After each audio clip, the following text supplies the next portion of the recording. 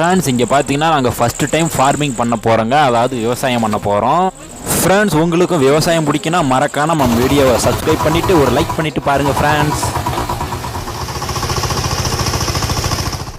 Friends இந்த சின்ன பையன் பார்த்தீங்கன்னா 7வது தாங்க படிக்கிறான். நான் விவசாயம் தான் பண்ணுவேன்னு சொல்லிட்டு இங்கே பாருங்கள் விவசாயம் பண்ணிகிட்டு இருக்கான்.